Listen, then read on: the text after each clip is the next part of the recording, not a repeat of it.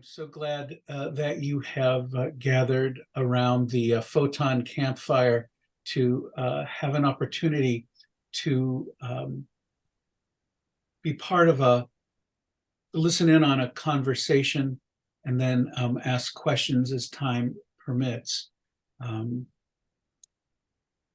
when the Israel-Gaza war began, one of um, the first people I thought would be able to help make sense of some of it, any of it, was David Ellenson. David is he's my teacher. He's my rabbi. He spent time as the president of my graduate program at HUC. Most importantly in all of that is that he's a dear friend of mine and has been so for many, many years. And I treasure his friendship, not just because he's a sweet, wonderful guy, which he is, but also because he's one of the brightest and most erudite of contemporary Jewish philosophers of the 20th and 21st centuries. He was one of my best teachers from kindergarten right through to my years at HUC, and have always appreciated, again, his intellect, his insight. One of the things that David does that you will have an opportunity to participate in, he's really a master of text.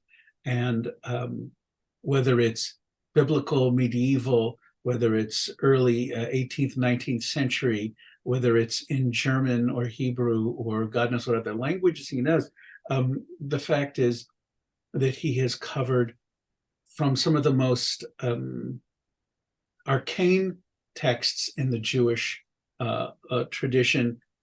He has also mastered the big ones. And when I talk about those little texts, the thing about them that's so important is how much they reveal about Judaism and Jewish life. And it was to have someone who's able to do the archaeology that's required to read those. It's immensely impressive and clarifying. And here's the thing I want to say about David's teaching and about his personality. It's not just that he's smart and knows stuff, but when he writes about Jewish philosophy, when he presents it, he does it always as a mensch, not as an academic who's out to use the most obscurantist language imaginable to impress us and leave us completely like, I have no idea what he said, but he was really smart. I would have to say that I would say in pretty much every lecture I ever sat in with my teacher, David Ellenson, I never left going, I have no idea what he was saying. I always leave saying, I can't contain all that he has said, but I feel like I see something that I didn't see before.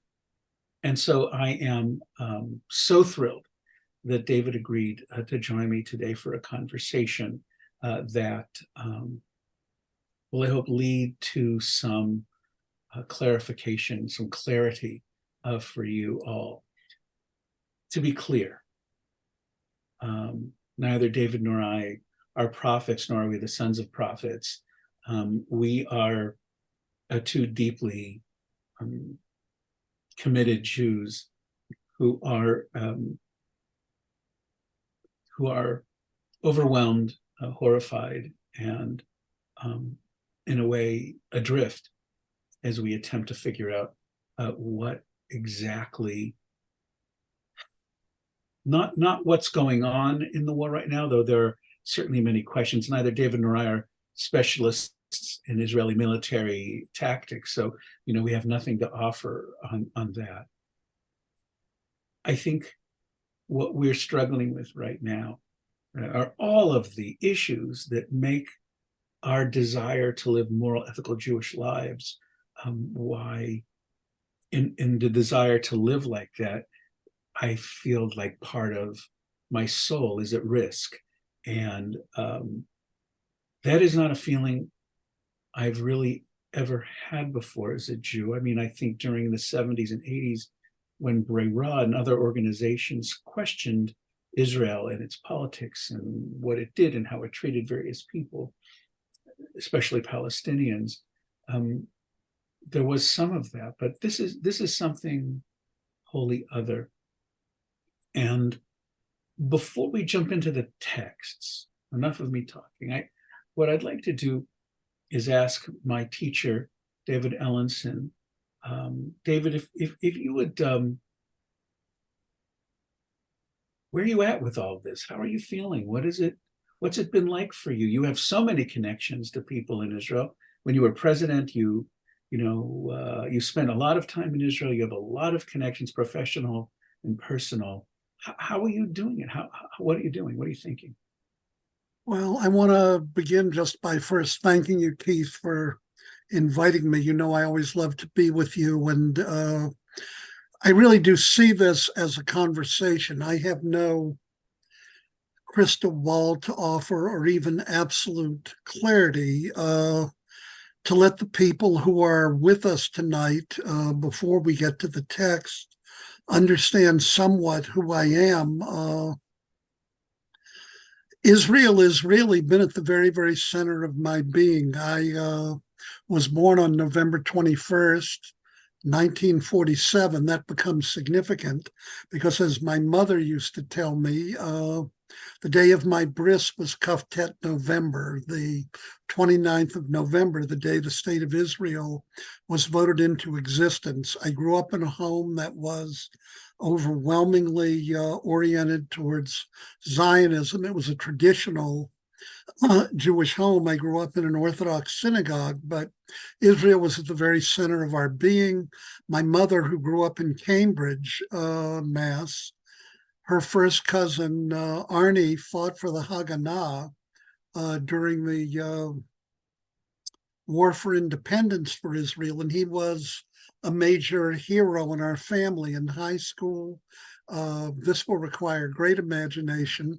I played on an all-star basketball team that played in the Maccabiah games in 1964. And one of the memories I have, and all of this feeds into our discussion tonight, was standing on King David Street. It's probably hard, particularly for your younger listeners, to believe this, but the old city of Jerusalem prior to Milchemet Sheshet HaYamim, the Six-Day War, was actually closed to Jews. We were not allowed to go into the old city. The Jordanians had control over that territory, and I can remember looking at Chomot Yerushalayim, the walls of the old city of Jerusalem, but not being allowed to enter as a Jew. I think all of this has been long, long forgotten, but it's a reality that still I have internalized. When the Six-Day War came, I was in college, and I can remember feeling an existential dread that the state of Israel perhaps was going to be destroyed. There are elements of that I feel, frankly, currently. I'm surprised how vulnerable I feel. I'm not a person who has viewed my Judaism particularly in light of anti-Semitic tropes, and I have not really feared that the state of Israel could ever be literally destroyed. But and I still don't think that will be the case. I mean, I want to be honest about that, but there are worries that I have. I have been a visiting professor in the Chugel Machshevet Yisrael in the Jewish Studies Department at Hebrew University. I've been a fellow at the Institute for Advanced Studies there. As Keith mentioned, Keith, I served for 13 years as president of Hebrew Union during the height of the Second Intifada. My first 2 years as president, 2001 to 2003, I took 17 trips to Israel because we had students there, and we were committed to the belief at Hebrew Union College that in the spiritual formation of rabbis, they had to be familiar in a firsthand way with the reality of the Third Jewish Commonwealth, Jewish national life in our ancestral homeland, so that we were completely committed to this. When I stepped down as president of Hebrew Union in 2014, I served for 3 years as director of the Schusterman Center for Israel Studies at Brandeis. So I have been, Israel's just an intimate part of who I am. I've taught for many, many years, including this past summer at the Sholem Hartman Institute in Jerusalem.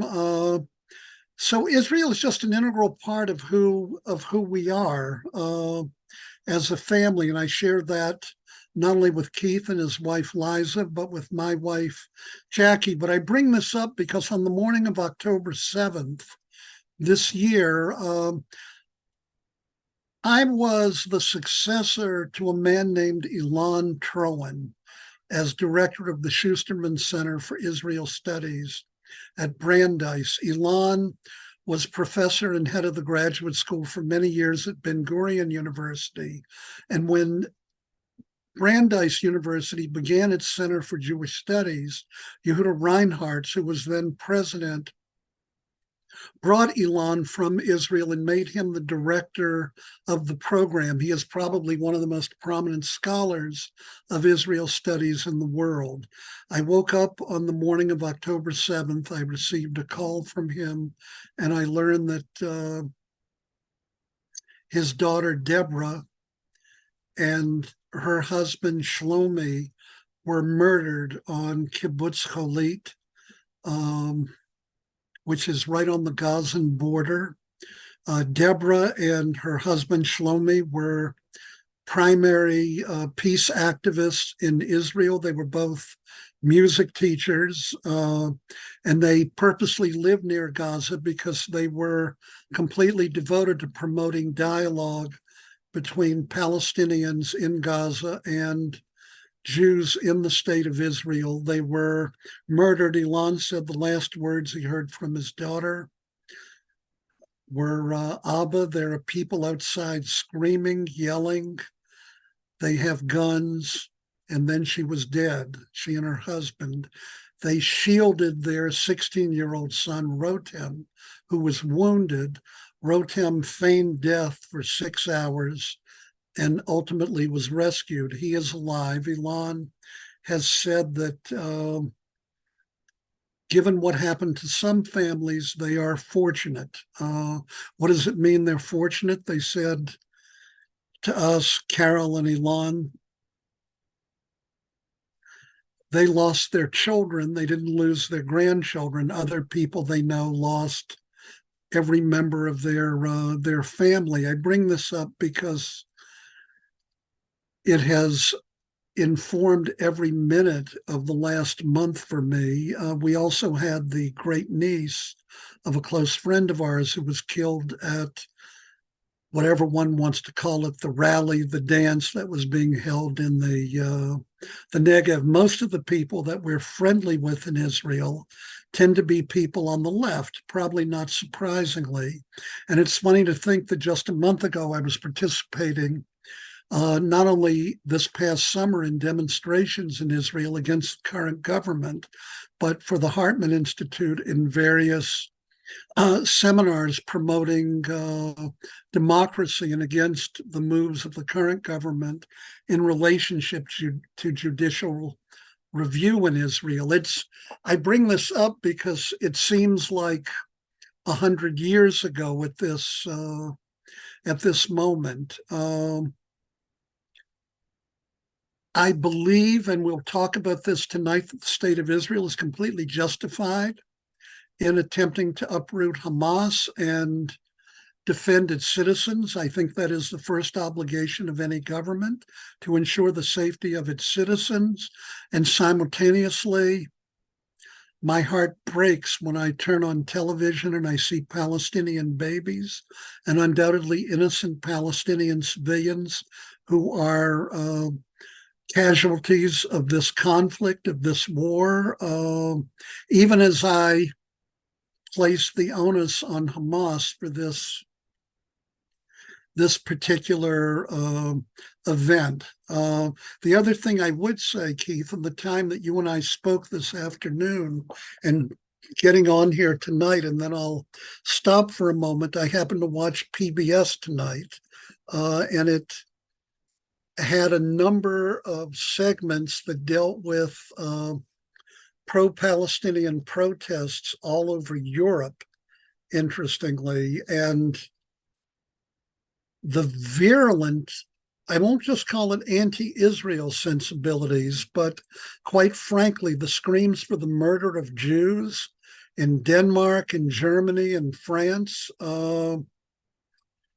It was terrifying to see this. And they had some elderly Jews saying in France, they never thought they would experience things like that again. And I haven't even gotten to the United States and some of the experiences that our college students are confronting. So you're listening to someone who doesn't have solutions to these problems, but is feeling in a tremendous, feeling just a tremendous depth of pain over all of this. Can I ask how you're responding to this?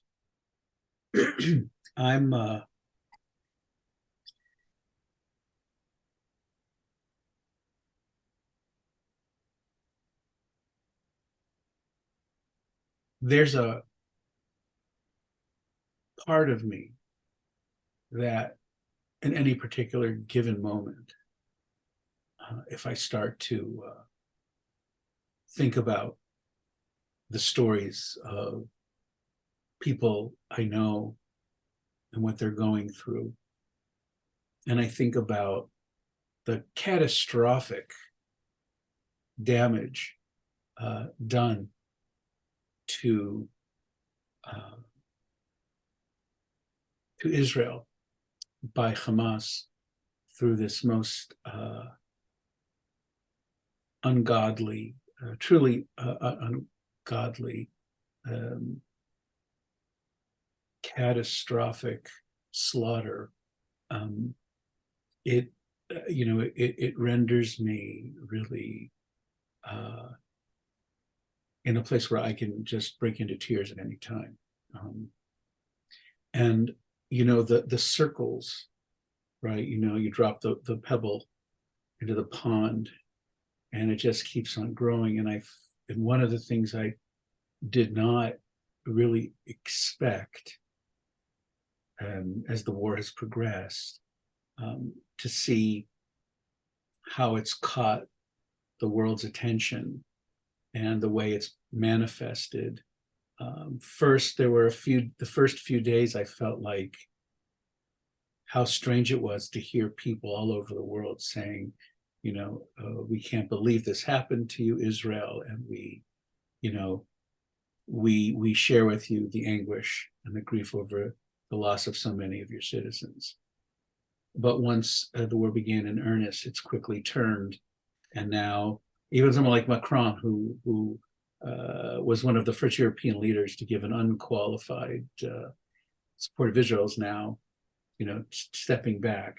As is everybody, and a whole separate conversation is on why that's happening and how no one should really be surprised by that in the world of statecraft and in the world of responding to Israel's tactics in this war and what's happened and who's living and who's dying. But I'm sorry. Yeah, No, go on. I apologize. No, and I just, in my worry about watching it continue to grow out and to see, anti-Semitism in Europe skyrocketing, and in this country too. And, I'm used to seeing, 100 pro-Palestinian marchers there and, 25 Jewish voices for peace, with their anti-Israel stuff over here, and if not now, over there. And, just able to kind of contextualize it and say, well, there's grievances, I understand that. But now to see the numbers of people who are speaking against Israel, not just, again, not merely to protest the occupation, which is something personally I equally oppose, but it goes from anti-Israel, even like anti-Zionism. When we can talk about is anyone allowed to be anti-Zionist? Can one be anti-Zionist and not anti-Semitic? That's been a big debate, but I do know that what we see at some of these rallies, along with the posters that say Palestine will be free from the river to the sea, that's about killing Jews.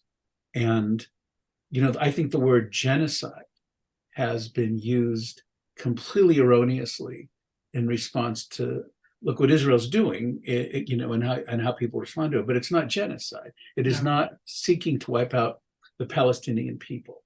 It's seeking to do many other things, but that's not one of them. But I do worry about the drumbeat where people want to kill Jews. It's so woven into the fabric of the modern era.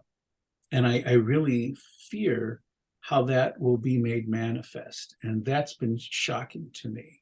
That I did not expect.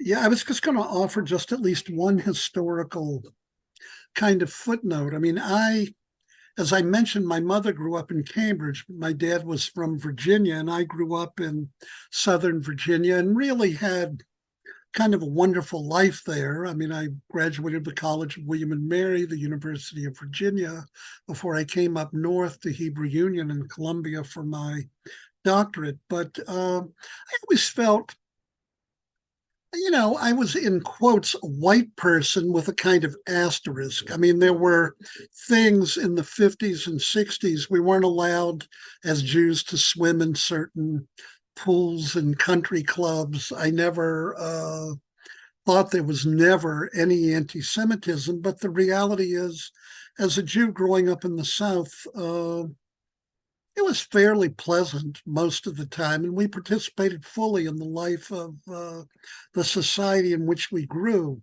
But I think back to Theodor Herzl and his work, Die Judenstaat, the Jewish state. Herzl contended that part of what the Jewish state would do, and here he was naive, wrong, and messianic, was that it would end anti-Semitism. If the Jews simply had their own state, and if Jews were to move there, that it would end anti-Semitism. Herzl incorrectly believed that anti-Semitism was contingent on the presence of Jews and on what it was that Jews did. By our return to history, namely the return of Jews to power politics, it appears that Israel, to some degree, has come to occupy the position in the Council of Nations of the world that Jews used to occupy as individuals, namely that the state itself has become the target of anti-Semitic outbursts and arrows. That is different, and I think probably most of us are willing to engage in rather severe criticism of Israel. As I indicated, only a month ago, I was really actively participating in critiques of the current government. The fact that you have a government in Israel currently with people like Smotrich and Ben-Gvir, these settler persons, especially Smotrich and Ben-Gvir, who's in charge of the police, it would be akin to in America having David Duke and the chief wizard of the Ku Klux Klan holding high governmental positions. I mean, it is intolerable that we have people like that in those positions. So I'm not talking about not wanting to or not believing that you cannot be critical of the state of Israel. But what's been interesting is at the present moment, and I think these divisions will come back at some point, hopefully when this conflict ends, there is no question that there has been an existential kind of unity that has marked the state of Israel, and the desire to see to it that Hamas does not possess the military might to make the lives of Israeli citizens unsafe, and the 200,000 Israelis who've been removed from their homes during all of this. There has been a unity. The same people who were protesting and engaging in disobedience against the government have virtually all come back and volunteered for the IDF.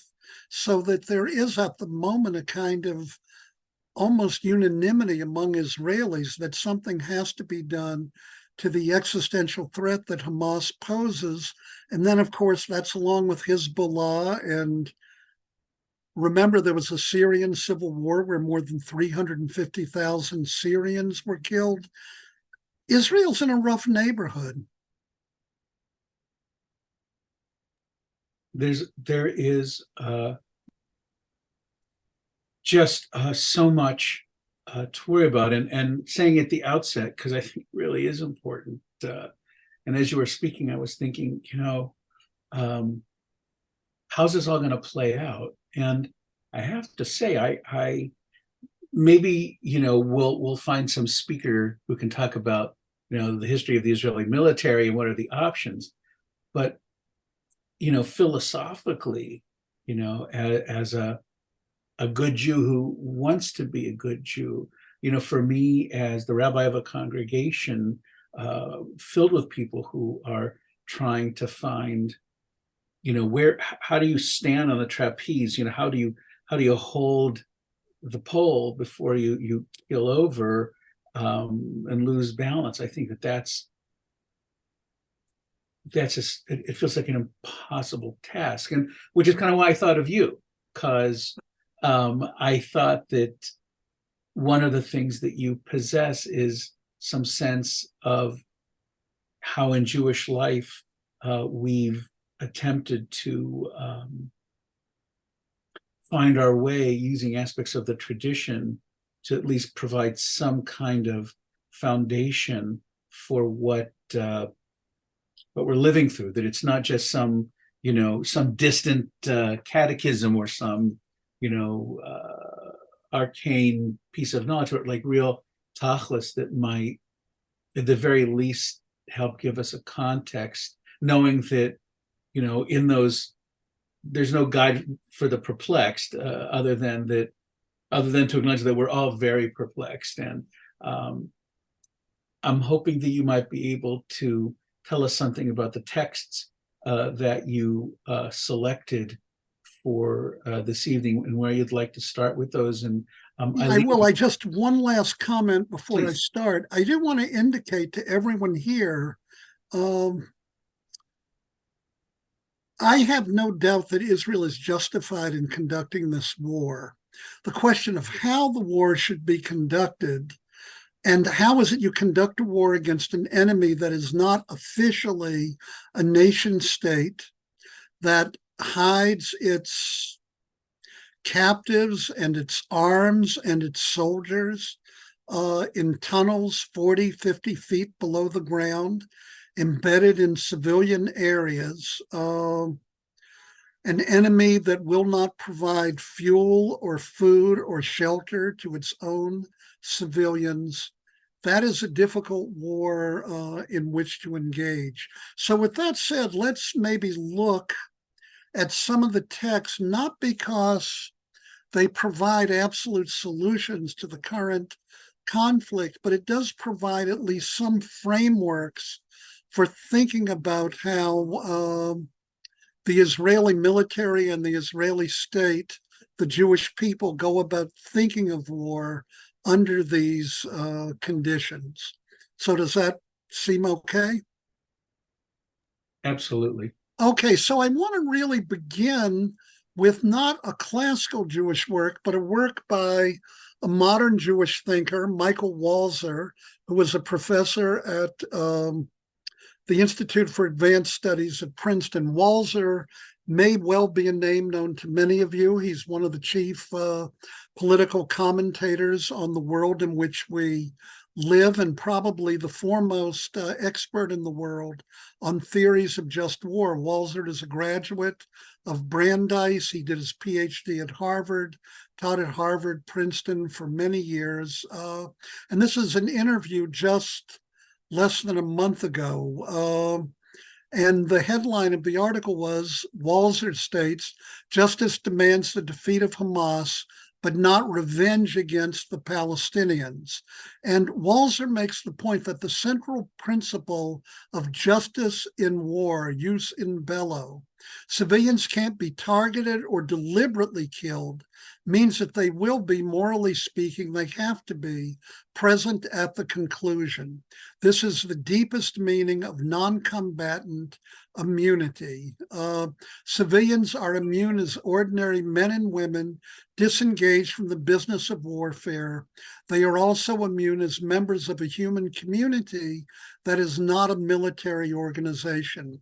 So the point is, there can be a concept of just war, and in general, civilians should not be targeted. Though keep in mind, Hiroshima and Nagasaki, Dresden, I mean, we know that civilians die everywhere. So these are some of the questions. How would you describe the Hamas attack on Israel? Is it an act of war, terrorism, or both?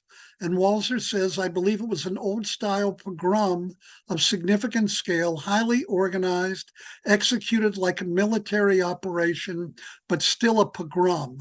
Its primary objective was to kill and kidnap as many civilians as possible, men, women, children, the elderly, all defenseless.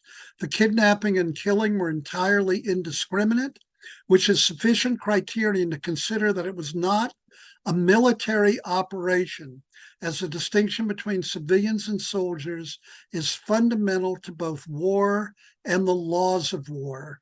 And now we get to where we are now. You're the theorist, you, Michael Walzer, of Just War. What's the right response for Israel? Is it fair to attack Gaza on the principle that the attack came from there? And he says, this is a completely difficult question. How do you fight an asymmetric war? We've known for a long time that Hamas fires its rockets from schoolyards, hospital rooftops, deliberately exposing its own civilians to military reprisals from Israel, which cannot allow itself to be bombed without responding. I think the armed forces can target only military targets. But given the way Hamas is waging war, any response inevitably affects the population of Gaza. Under these circumstances, it is important to recognize that even though deaths are caused by Israeli bombardment, we see this every day on the TV, the deliberate exposure of civilians is a fact and even a goal of Hamas. This important distinction may not count for much when Israel's goal is not justice but revenge. And he states, Walzer, I was horrified to hear Prime Minister Netanyahu and some army spokesmen speak of revenge. Revenge should belong to God, and in the laws of war, revenge is neither justified. Israel is justified only in seeking justice, and that requires the defeat of Hamas, no more or no less. That is why I am very concerned about the decision to impose a total siege on Gaza and perhaps to conquer this territory. I understand the feeling of anger. This terrible feeling makes the political leaders think they are justified in a total siege, but we must never give free rein to revenge in war. We need a much more precise and tailored response. And then he says, we have to do everything and show that you are doing everything to minimize civilian casualties. The right to wage war and the way to wage war must be articulated. Otherwise, the way you conduct a just struggle compromises the justness of the struggle. Israel, he says, in the end, can't be held responsible for the death of Israeli Palestinian civilians. That is the culpability of Hamas, but nevertheless, Israel has to attempt to minimize this number. How one does this militarily, so as a non-military expert, all I can really say is that I do echo what it is that Walzer says. I think this is a just war. I do not know precisely how it ought to be conducted. I'm going to turn to a response from a Jewish legal text in a moment, but anything you want to say, Keith, about Professor Walzer's words?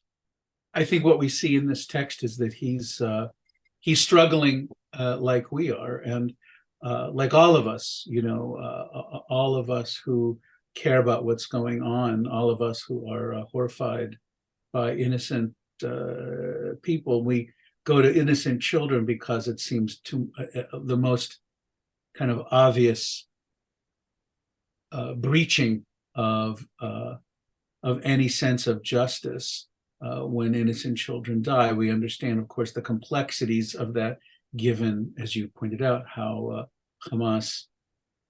I'm not sure if the term human shield is necessarily so perfect, but nonetheless, that they have attempted to put their innocent people in a place where their deaths are essentially assured, knowing that that will feed the machine that grinds up Israel's reputation every minute with every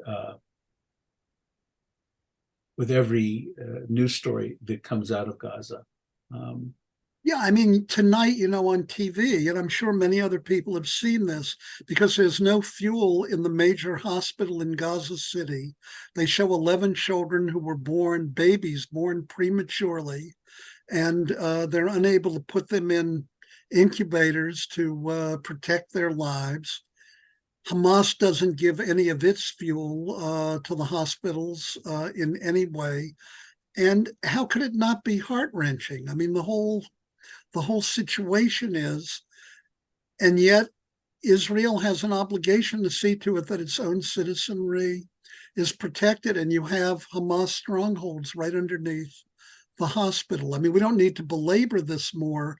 It just once more speaks to the horror of this moment, and I would say the culpability of Hamas in this.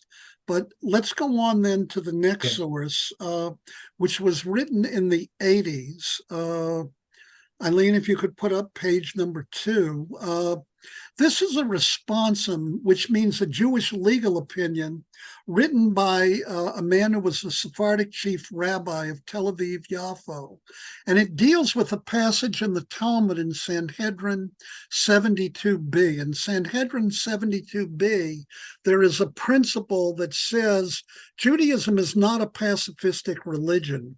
Jews have the right to engage in self-defense.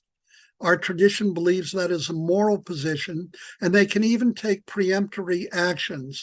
The Hebrew is haba lahorgacha, hashkem lahorgo.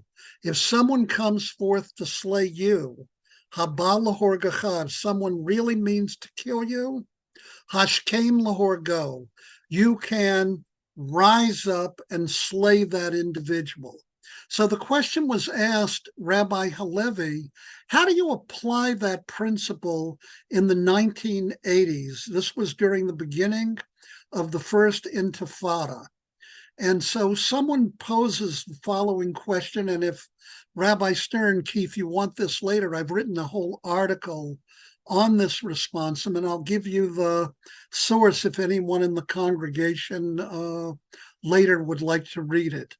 But the words of it are, permit me to turn to your excellency. I know, Keith, that's how everyone refers to you, either your excellency or your holiness, on a matter that possesses, in my opinion, great Jewish legal and public policy importance. It is the principle that we just talked about. If one comes forth to slay you, forestall by slaying him.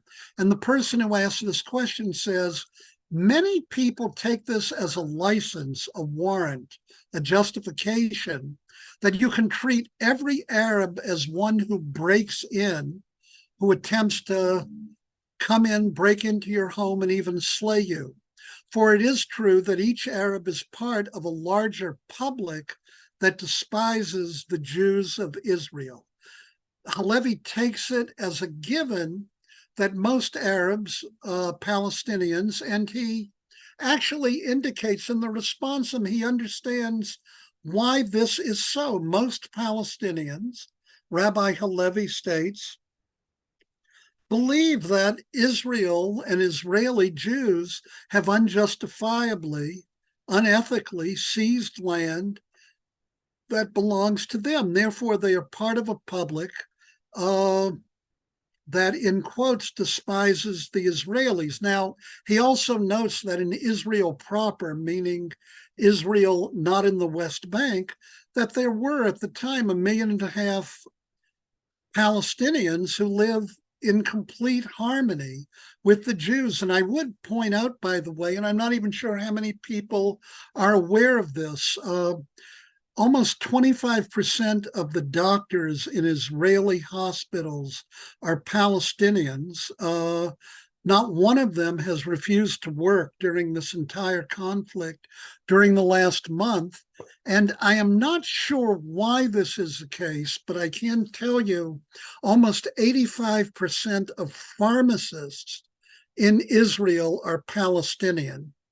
Only about 15% of Israeli pharmacists are Jews, and these people too have continued to work. In fact, one of the outrageous laws that was proposed by the wing of the Israeli Knesset that Ben-Gvir and Smotrich represent, if you can believe it, they wanted to pass a law saying that unqualified Jews could go into pharmacies, people not trained as pharmacists, and be able to dispense medicines, because they were very upset that most of the pharmacists are Palestinians. Of course, that bill, at least up to now, has not passed. But the key point I want to make is that Rabbi Halevi notes that most Palestinians do live in peace with most Israeli Jews, so that even if they feel that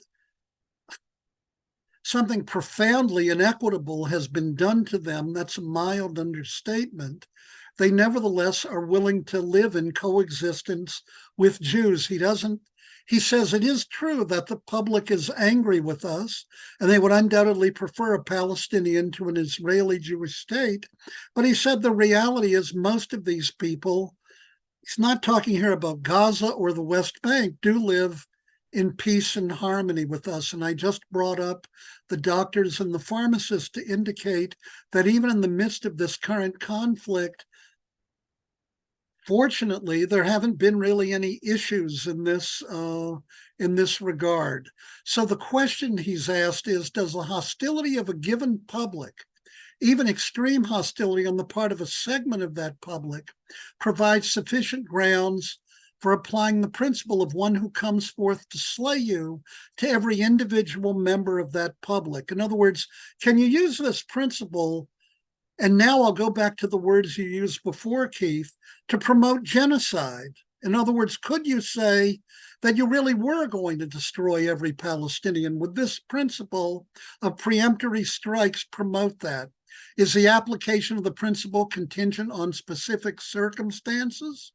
Is it proper to employ this rule as a decisive principle that should guide our political life? And then he says, even if one acknowledges that there's an absolute right to self-defense, are there still no limits upon what constitutes legitimate self-defense? So he begins by saying, at the very outset, I feel I have an obligation to distance myself in an absolute manner from those who contend that the rule of one who comes forth to slay you ought to be applied to all Arabs. In fact, the Hebrew he uses, he says, eshtomem. I am shocked that anyone would in fact suggest that a legal sentence of death be applied to all Arabs as a result of terrorist activities. He is completely opposed to any notion of genocide. And even as he recognizes, I mean, he's not just opposed, he's astonished that anyone would ever suggest that. It's far more than simply being opposed. In addition to which, he does say Jews have a right to defend themselves, but it can't be applied to the whole community. And then we can just go to the conclusions. He says it is not permitted to kill individuals who are members of a community that despises your own, unless it can be known with certainty that specific individuals intend to act upon those sentiments. We know that Hamas not only intends to, they did act on these sentiments. The issue is when they use, as you said before, Keith, human shields, how do you in fact engage in legitimate self-defense against these people and minimize the death of civilians? Preemptory actions are permitted on the part of the government as they constitute appropriate acts of self-defense. But precisely how you define it, there's the rub. There can be no precise definition of what the circumstances are that constitute the exact grounds for making the principle, if one comes to slay you, actionable.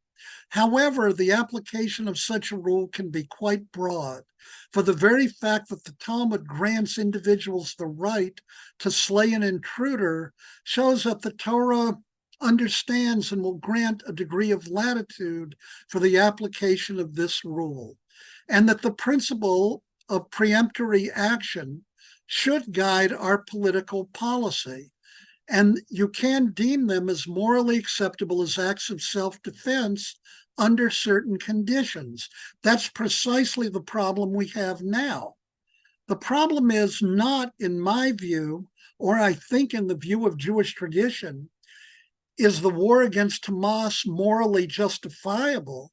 The issue is, how do you apply that moral right under these principles?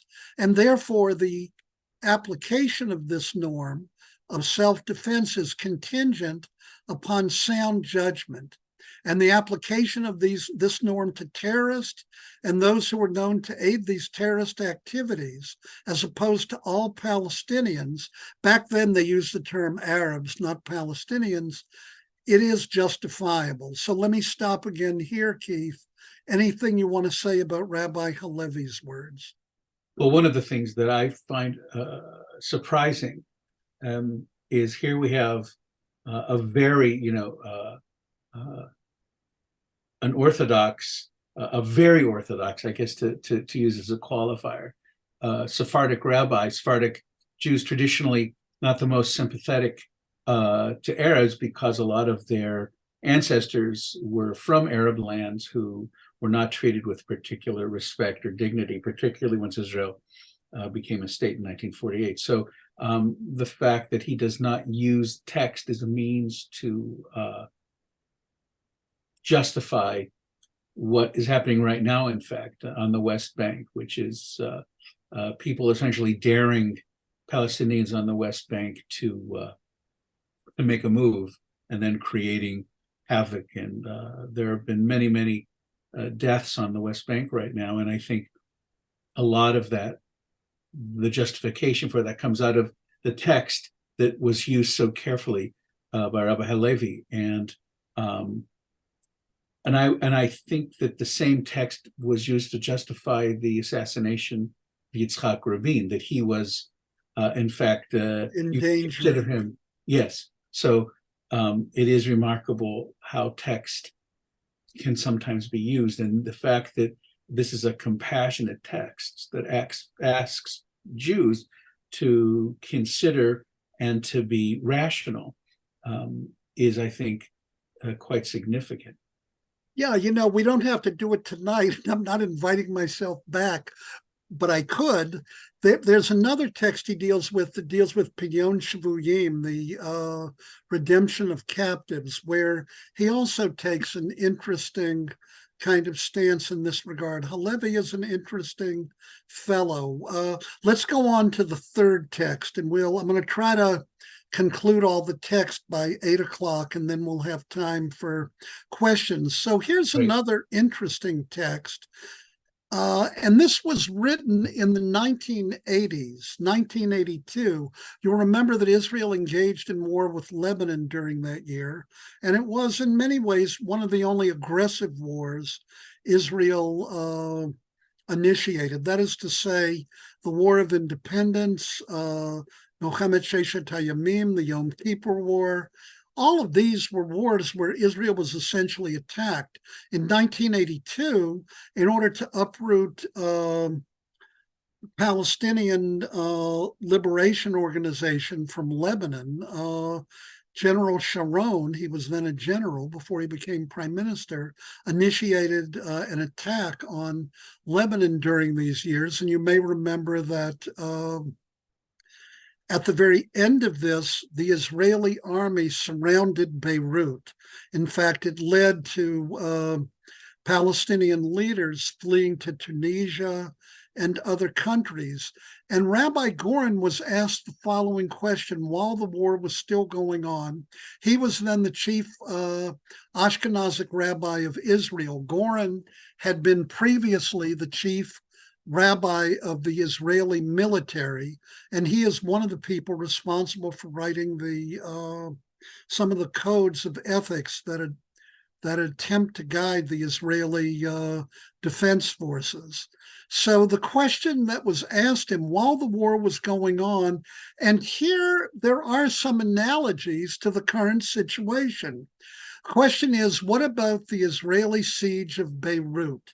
Could you in fact surround Beirut from four sides? And he begins with dealing with the writings of Maimonides. Maimonides in the Mishnah Torah, Hilchot Malachim, the Laws of Kings, chapter 6, the 7th halacha. This is the quote from Maimonides. When the soldiers of a Jewish army besiege a city to capture it, they do not surround it on all four sides. It is forbidden in Jewish law, according to Maimonides, to completely surround a city, even when you're engaged in a siege. We're going to see he modifies it a little bit, but it'll be interesting to discuss. But rather only on three. There has to be room left so that any person who wishes to save their life can flee. According to Jewish tradition, God commanded Moses to conduct the siege of Midian by encircling the enemy as described from three sides. Goren justified this by saying that the reason for this halakha is an ethical or a humanitarian consideration. For the Torah demonstrates compassion even towards Israel's enemies, not to kill them, but rather to allow them to flee for their lives. So remember, Goren wrote this during a time of active military activity on the part of the IDF. He had been the chief rabbi of the Israeli military, and he was at that moment the chief rabbi of the state of Israel. Interestingly, he demanded, he said, that one side be left open, because he said the purpose of a siege in a war like this is not conquest of the city.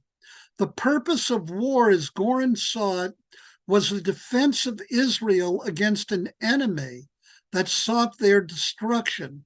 In an instance such as this, Goren asked the question, maybe the laws of siege as Maimonides prescribed them do not apply, and the Israeli defense forces are obligated, as Deuteronomy 13:6 commands, to sweep out the evil, ubi'arta et hara, to sweep out the evil from your midst, to cut off the enemy on all four sides, and not allow even a single enemy combatant to escape.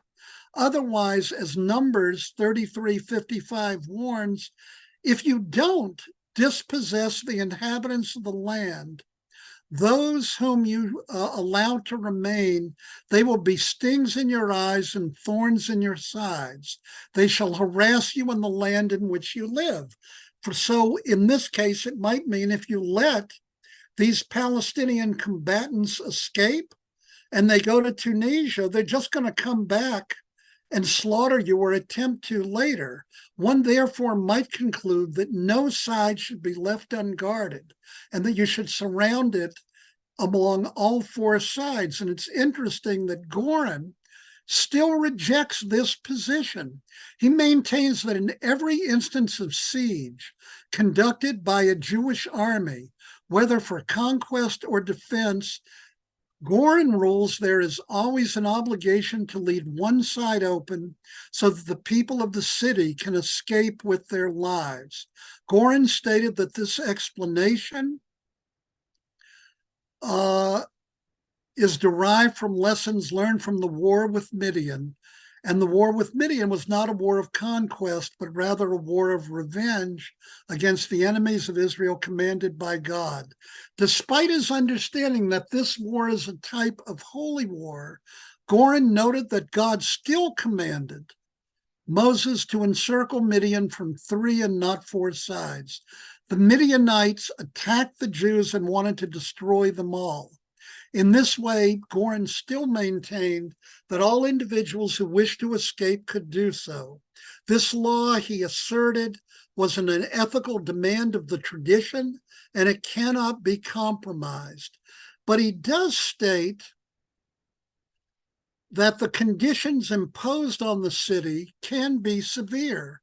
A Jewish army has the license to prevent the besieged from receiving military reinforcements, and it can prohibit any activities that would break or ease the siege, allowing supplies of food, water, and ammunition to enter the city, so that he, in the end, limits in some ways the application to saying that this law means that one side of the city has to allow for the possibility of movement in one direction only, from the city outward and not into the city. So it could be that if Goren were alive today, he might say that the siege that Israel conducts maybe, perhaps, should not allow even humanitarian supplies in. I don't think he would say that, but it is possible. But there has to be a side to let people escape. The wanton destruction of innocence, he writes, is intolerable. The Torah does not allow for the possibility that the guilty and the innocent, probably I should have translated it, should be slayed together indiscriminately. So, Keith, any comments here? And here you have something somewhat analogous to our current situation. Yes, and I think that what we might find in questions or comments, is the issue of how do we take these texts, how do we utilize them to create some clarity? And I think one of the things in the text, the last part that you read from Rabbi Goren, I think that the challenge is, how do we at the same time completely support Israel's struggle to uproot Hamas, and at the same time, how would we like to compel Rahmanis? And I think, in a way, that's for me the issue, and how we as Jews moving forward have to learn to articulate where we are on this. Rabbi Goren nor Rabbi Halevi would indicate that, sort of saying, well, c'est la guerre, innocent people are going to die. That's just the way it is. And that is just the way it is. And we know that's just the way it is. But in the world in which we're living right now, as Jews, as people with a history, and as people with not only a history of warfare, but a history of being singled out and accused of anything from blood libels to God knows what, that we have to say, or as I listened to a recording from the Hartman Institute was, speaking of Halevi, it was Yossi Klein Halevi. Yossi Klein Halevi and Daniel Hartman. And Daniel, basically, they said, where is our red line? Right? Everyone has a red line they have to draw. And then I heard Peter Beinart, who's of a slightly different political persuasion, yes. but still a wonderful Jew. And he's saying, we have to find a red line. And so by the way, I do want to indicate something that you said before is really true. All of these hilltop settlers on the West Bank, Halevi and Goren would never countenance the interpretation of Jewish law that these, I'll call them, for want of a better term, right-wing settler rabbis with their cries for revenge and preemptory murder of Arabs. Neither of these rabbis would ever countenance this. Look, even with Michael Walzer, there is no question that civilians are going to perish in this. The question is, how do you create a line? Which, let me get to the last text, and then we can open it up for 15 or 20 minutes of comments and questions. This is a text, interestingly taken from 1938, and it's an exchange between Martin Buber and Mahatma Gandhi. Buber had just come to Israel from Germany because of conditions there. He was a professor then at the Hebrew University, and he was a strong advocate of a binational state. Interestingly, Buber did not want to create. He was a follower of someone like Judah Magnus. Judah Magnus was the first chancellor and president of the Hebrew University. Interestingly, a graduate of the Hebrew Union College, a Reform rabbi and an avid Zionist. The press at Hebrew University today, the academic press, is called the Magnus Press. Those of you who've lived in Berkeley, there's a Magnus Museum. Buber and Magnus were among the most prominent members of what was then called the Yishuv, or Jewish settlement, who advocated not the creation of a Jewish political state, but a binational state of Arabs and Jews. Buber and David Ben-Gurion were very, very good friends. In fact, Buber taught a class weekly at Ben-Gurion's home of the Bible. Ben-Gurion loved Buber, but thought politically that Buber, I'll try to put this nicely, was quite naive. Basically, I think the attitude was, you're a wonderful man, Professor. I love learning Bible from you. Leave statecraft to me. Ben-Gurion thought the only way the Jews could guarantee their own safety was to have a military, an army, and a state. Gandhi wrote to Buber and said that the Jews of Germany, and by extension Palestine, should employ soul force, i.e. nonviolent resistance, as an appropriate form of resistance to Nazi persecution. Buber, if you read the whole dialogue, kind of says to Gandhi, I don't think you know who we're dealing with here. He rejected this suggestion and contended that Gandhi simply did not grasp the enormity of the evil the Nazis, and I would add Hamas, embodied. While Buber maintained the Jews did not want to use force, he also wrote, and I find these words very powerful, we believe that sometimes a man, I would add a woman, must use force to save themselves or even more their children. Buber taught that Judaism does not abjure force to combat wrong. He argued that force must remain available as a live moral option to combat evil in a world where aggression against innocence exists. Its use may be the only just course a community or a nation can adopt when confronted by radical evil, and that is what we did confront on October 7th. In chilling but memorable words, Buber concluded, I cannot help withstanding evil when I see that it is about to destroy the good. I am forced to withstand evil in the world, just as the evil within myself. I can only strive not to have to do so by force. But if there is no other way of preventing the evil destroying the good, I trust I shall use force and give myself unto God's hands. And I think there's might be one or two more sentences, or is that it? There's no more pages. The last point then that he makes is you can only use enough force, or ought to. That would be absolutely necessary to resist the evil. And that remains then the military dilemma that Israel confronts today. So there are other sources, but I'll stop with these tonight. Thank you, David, for explicating these really important texts that, again, I hope no one came on this evening thinking that we had some pre-planned answers, but I hope that all of you will find these texts to be helpful in putting together our own kind of philosophical sense of what we do and how we do it. Eileen, can you lead us to some questions, please?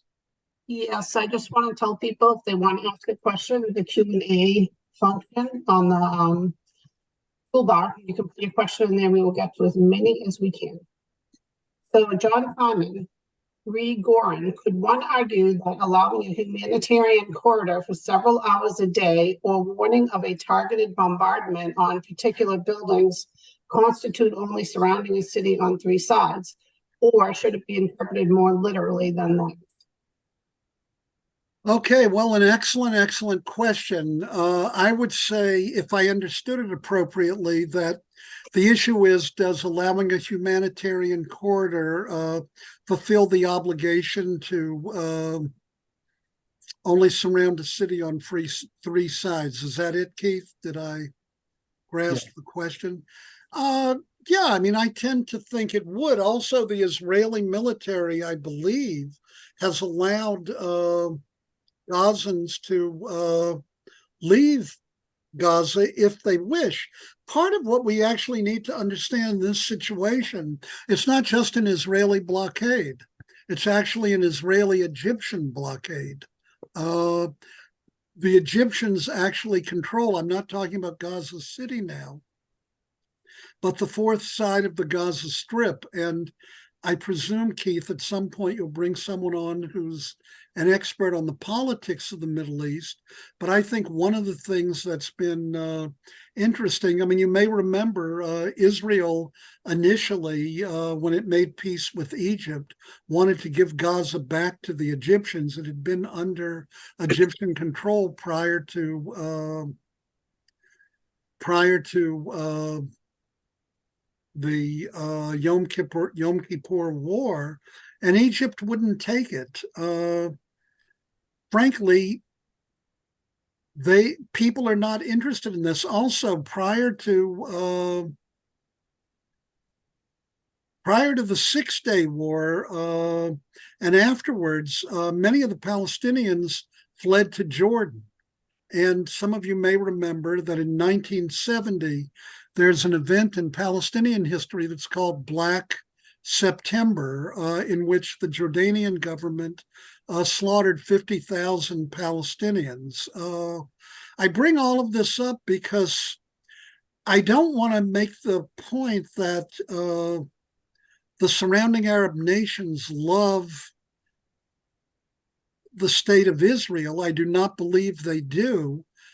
But they also have not been the greatest champions of the Palestinians either. Indeed, one of the things that I think is interesting, and again, I'm not a politician, is that despite the call of Hamas for all of their Arab allies to support them on October 7th in their struggle against Israel, the response has been somewhat tepid from most Arab nations. At least it hasn't engaged militarily with Israel for a whole variety of reasons. But I do think that allowing this these humanitarian efforts for several hours every day is completely in accord with how Rabbi Goren would understand Jewish law ought to be applied in a situation like this. Keith, you want to Yeah, add? I would totally agree with you, and I think that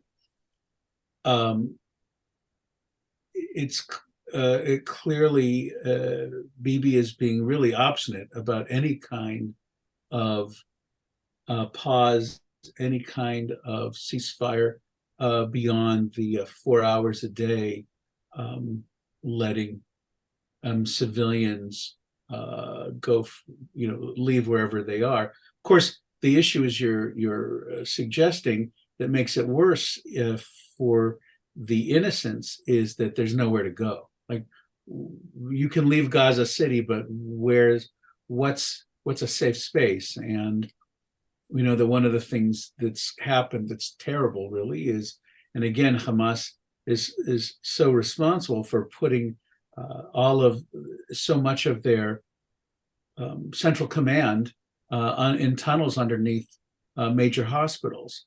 Of course, the Hamas denies that, but I don't really imagine that Israel would want to do what they undoubtedly know is absolutely the worst possible thing to affect their public image than going into a hospital and doing what they're doing. I still feel strongly that turning off the water and keeping fuel off is really, I think I understand to the extent that I can that it's a way to punish Hamas and to force them up for air, except they have plenty of materiel buried in those tunnels, even as the people above ground desperately need water and fuel.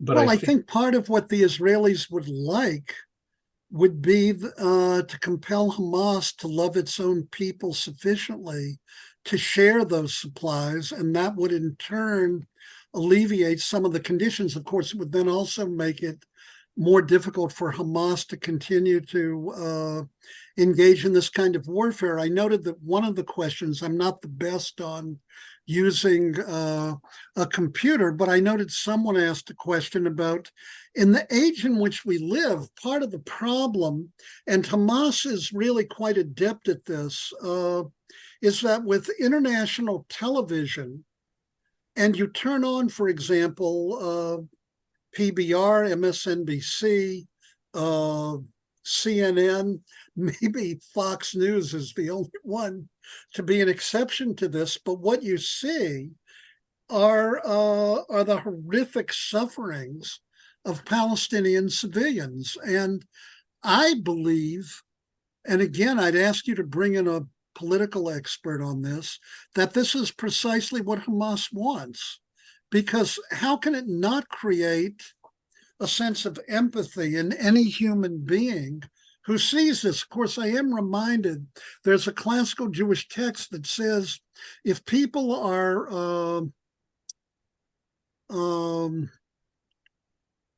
translate rachamim for me, if people are merciful in a situation where they ought to be, in quotes, achzari, cruel, then they're going to be cruel when they ought to be merciful. And the problem that the Israelis have is if they don't really uproot these tunnels, this is simply going to happen again, which has really been the case over the last 20 years or so, or ever since Israel left Gaza. But I do think that your questioner raises an excellent point. It places Israel in the dock of worldwide condemnation when they witness this. Now, I'm not sure that Israel would yield on account of that, but it does place the PR battle strongly in the Palestinian camp when you see this kind of suffering and the misery that's present in Gaza. That's not an answer to your question, but it's a dilemma that Israel confronts. Yeah. Eileen, another question, please. Next question is from one of our college students, Hannah Hicks, Mm. and there's a follow-up by Harvey, and they kind of go hand in hand a bit. Hannah says, with growing anti-Israel and anti-Semitic sentiment on college campuses, a lot of people point to the Nakba as a reason why Israel should not exist. How do you explain the messy history of the creation of Israel? And Harvey is asking why Israel is losing the PR publicity battle, particularly on college campuses. Okay, so the issue with the Nakba,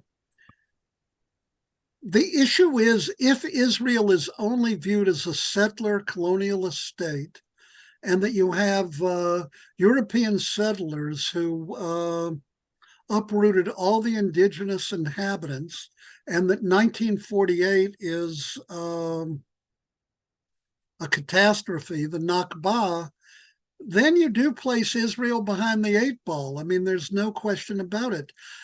Part of what the PR war against Israel indicates is that I think for people of the political viewpoints of persons like Keith Stern and myself, the 67 victory did bring with it some real moral dilemmas in terms of the occupation.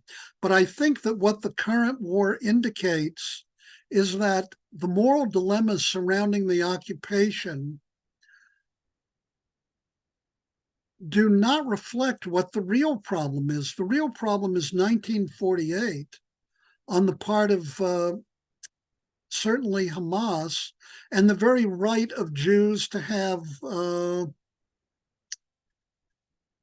any claim to the land of Israel. Their view is that the Jews are non-indigenous inhabitants.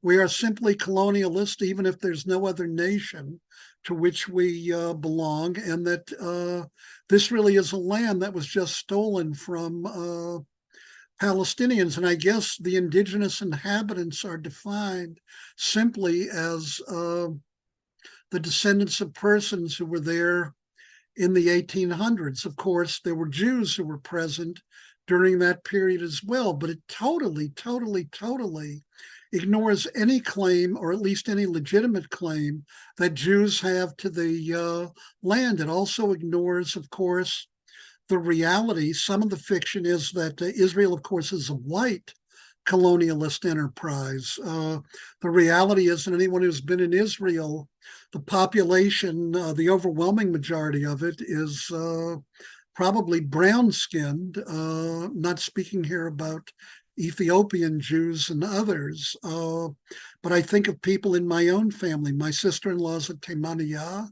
Yemenite. All of my nieces are people who were dark-skinned and people who were treated very, very horrifically in the lands from which they immigrated. I mean, many of us forget that about 800,000, I'll call them now Arab Jews, Jews of Arab lands, were forced out of their homes when Israel came into existence, and Israel provided a land of refuge for these people. I think that one has to appreciate that the Jews and Zionism have a legitimate claim to the land, and that the war itself in 1948 was rather complex in all sorts of ways.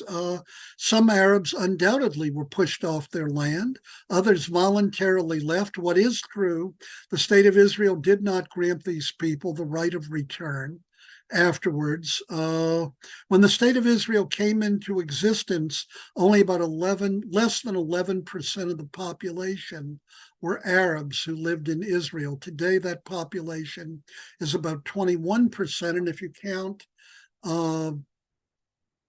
Judah and Samaria, or the occupied territories, almost half the population, if not more, would be Palestinian. You cannot have a democratic system.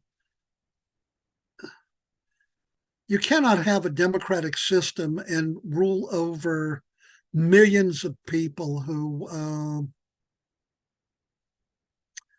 do not see your presence as legitimate. It leads then, it seems to me, the only solution and I don't think we're anywhere near it, is a kind of two-state solution. I mean, what is also forgotten, and I think this is part of the tragedy, but again, I invite Keith to invite someone with much more expertise than me. But the truth is, Camp David, and then later on under Dennis Ross, and we even forget under Ehud Olmert, when he was prime minister, Olmert offered basically the whole West Bank, or 94% of it, to the Palestinians for a state, and he even allowed East Jerusalem to be its capital, not Ramallah, but East Jerusalem. And again, the Palestinians turned it down. I mean, I do want to say that for many of the critics of Israel, they don't grant any agency to the Palestinians in this. And I, to some degree, see that as a very patronizing kind of view. They might not have gotten everything they wanted, but the reality is that the Palestinians, in this sense, have lost an opportunity on numerous occasions to create a Palestinian state. It would not have been the ideal boundaries from their point of view, but keep in mind, in 1948, when Palestine was divided by the United Nations, the Jews didn't get what they wanted either. And here, I think there really is culpability to share on the Palestinians' part, and not just the Israelis. College students often like to look at things in very simplistic kinds of ways. And in the world we live in, where you have a great emphasis on what is called in academic circles intersectionality, where somehow oppression in one area intersects with oppression in another, is that comparisons have been made and therefore alliances forged that frankly don't allow for needed distinctions. I will confess, when I see posters saying LGBTQ persons in support of Hamas, I don't know what world these people live in. I don't know what state they think they would live in. I don't know how they feel women would be treated in many of these places, women who feel they ought to have certain rights that we take for granted in the Western world. Look how imperfectly we realize these things. And it's hard to understand completely on a rational basis the inability to see the complexity of these kinds of issues. And there have been horrific events at countless college campuses, and I'm sure all of us are aware of it. At an institution where I taught, Brandeis, President Leibowitz recently did not allow Students for Justice in Palestine or Jewish Voices for Peace to continue to receive university funding because of what he felt was the promotion of hate speech. I don't know if that's the optimal tactic to take, but I saw Columbia did that today as well, and there have been calls for Palestine should be free from the river to the sea. And no matter what anyone wants to say, that kind of claim means that Israel should be Judenrein. Unless you believe that the Nakba is completely the correct way to view this whole situation, and that Jews have no right to live in the land of Israel, I don't know how that can be affirmed. And frankly, that doesn't preclude the fact that there are persons who put forth a rather simplistic kind of vision in relationship to the complexity of it. I would say that I did read that one college that seems to have handled this somewhat well is Dartmouth College. There was a Jewish woman, Susanna Heschel, who teaches Jewish studies at Dartmouth, and she and a Palestinian colleague have together for several years taught a course on the Palestinian-Israeli conflict. And what they did when this occurred, some of you may have read about it, is that they began to organize group discussions. NPR has publicized this. These were people who were trusted by people on the Dartmouth College campus, and they also tried to point out that slogans like Palestine should be free from the river to the sea, or calling Israel an apartheid state, certainly within the boundaries of pre-1967, just are not helpful if what one wants to do is to engage in any kind of solution to this crisis.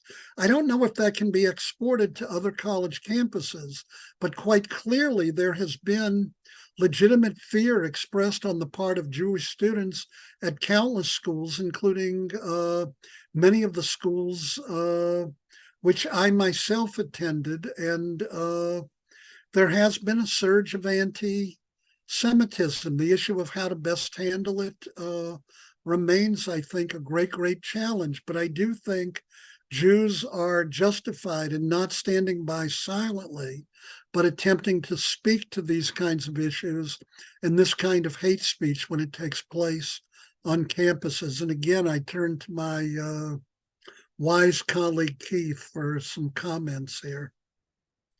I think what we're facing is something, I don't know if it's a movement, I hope it's not a movement, but certainly what we're facing is the legitimization of anti-Israel verging into anti-Semitism. It's the notion of the rock has been lifted up, and for the complex reasons that the people on the left don't tolerate Jews is a whole different thing. And we've spent so much of our time worrying about the anti-Semitism of the right, not really ever believing that the anti-Semitism of the left would become dangerous or problematic. I think we have found that we were wrong about, I was wrong about that for sure. Well, I do want to say there, it's interesting. I mean, my wife Jackie and I guess it's all right that I quote her, are very friendly with Deborah Lipstadt. She's one of our closest friends who's the American envoy on anti-Semitism now. And we had a conversation with her last week. And my wife Jackie, much like you, Keith, said to Deborah, I have to really apologize to you. And Deborah said, for what? Said, well, for years you had been saying, of course we have to worry about anti-Semitism on the right. She said, but I never thought there was really much genuine anti-Semitism on the left. You, Deborah, had said there was. And she said, unfortunately, this last month has convinced me that you were right. And I think that is disturbing to any Jew. And I think particularly for those of us who are oriented towards the left and who view ourselves as liberals and don't see an anti-Semite under every rock, I think it's been a sobering kind of moment that's awakened many of us. And it'll be interesting to see how our children continue to react to this. I think I would certainly say to Hannah and to other college students and high school students as well, really, and that is that this is still very much a new phenomenon that we're trying to understand, and how we're going to deal with it is a combination of working with college administrators and coming to understand more about how they can help squelch some of the more obvious issues. I mean, I said to one of my high school students last week, who was concerned that there was one particular kid in a class was saying something. She wasn't sure if it was really meant to be anti-Semitic, but it was definitely making her uncomfortable talking about Israel. And I said, what you do is you march to the principal's office or the vice principal's office, and you say, there's something happening that is making me feel unsafe. And I would like to suggest that philosophy, that term be used going to college administrations and indicating that if you as a Jewish student do not feel safe in your dorm, in your classroom, that you go to your administration and also report. I have mixed feelings over the years about the ADL. But I think at this point, they are the strongest ally I know about responding institutionally to anti-Semitism. And yeah, one of my daughters is an alumna of Wellesley College. And I don't want to say Wellesley's gotten everything right. In fact, it may not have, and I don't know every detail. But apparently there was a student resident advisor who issued some very negative statements about Israel, and the president called the RA in, did not dismiss her, but did say, you can't do this. Your job as an RA is to make sure that all students are comfortable. And what part is true is that anti-Jewish statements have been tolerated in the last month in particular on college campuses that would never have been tolerated if targeted at any other group. And that legitimately should concern us. And there is really work to be done in that regard. I think we have time for one more question. Eileen, if you would. Okay, so I'm gonna do a little combo here. Robert Sellers says it's perplexing to him why Palestinian civilians don't leave and allow themselves to be human shields, and he's heard multiple different answers to that. James Naherney asked, what is the textual or ethical perspective on targeting a Hamas command center when it's located under something like a hospital or a sanctuary? You know, I want to really respond to the last question first. I looked for text that really dealt specifically with that issue, namely, what happens when you really are using human shields, in this case, a hospital.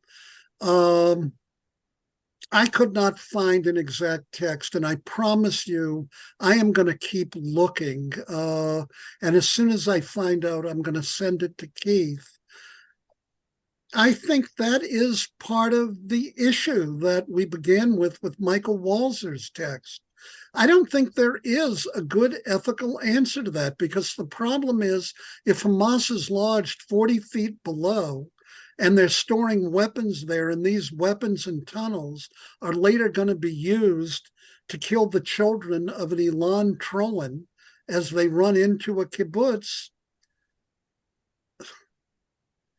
I don't think an army can avoid engaging in this. Part of what we're dealing with here is that classically, wars were fought among nations. And what we now see in the world in which we live in is that nations are not the only groups to wage war. There are organizations that wage war. In other words, when America had a World War II against Germany, it did bomb Dresden, and there were tens, hundreds of thousands of casualties. Hiroshima and Nagasaki. See the movie Oppenheimer. Look at how many tens and tens of thousands of people were killed. And in wartime, when you have one nation engaged against another, this sort of thing occurs. What happens when you have terrorist organizations like Hamas that both are and are not the government, but they are completely capable, Hezbollah and others, of engaging in war? It changes all the rules of military engagement. That much I do know. And it just makes these wars infinitely more complex ethically. But I wish I could find a text that deals with this exactly. But the question is it analogous to say that what happens in Gaza City is akin to what unfortunately happened to citizens in Dresden during World War II, or in London, or in any of these places when nations engaged in war, or is this somehow distinct? But also the question is, what happens when the terrorist organization, and I've said this before, that's in the midst of these places and that could aid these individuals, refuses to give any of its supplies or fuel to any of these hospitals so that persons could be fed? What happens when they refuse to shelter people? And again, I know you have to be careful about this, but there have been reported cases of Hamas shooting Gazan civilians when they attempt to escape, and that many Gazans are quite afraid to voice any kind of negative sentiment about Hamas for fear that they will be killed. So that I don't know that Israel has any moral choice other than to do what it does and to then make the observation that this is an horrific human tragedy. But I know that's a very small comfort to the people who are being removed from these hospitals, and these little babies who don't get the medical care that morally they deserve. We are certainly in uncharted territory, and we are desperately trying to make our way. And I don't know what the right prayer is. I don't, it's like the Baal Shem. I don't know the prayer. I don't know where it is. I don't know how to build the fire, but I do know that conversations like these and using text as well as sharing souls, I think that as we move forward, we have to continue to do that, and we have to continue to look out for our students and to see what we can do to help ease their pain and ease their anxiety about this. And we'll be looking into that more and doing a program about that probably in the next couple weeks. But I want to take this time to thank you so much, David, for joining me and joining my congregation and friends on this evening's conversation. And I look forward to more opportunities to speak with you in the future. And please do take care of yourself. And we look forward to learning more with you soon. Okay, thank you, Keith. And I want to say I appreciate everyone's participation tonight. And I only wish I could offer more clarity, both for myself and for all of you. But really, thank you very much, my friend.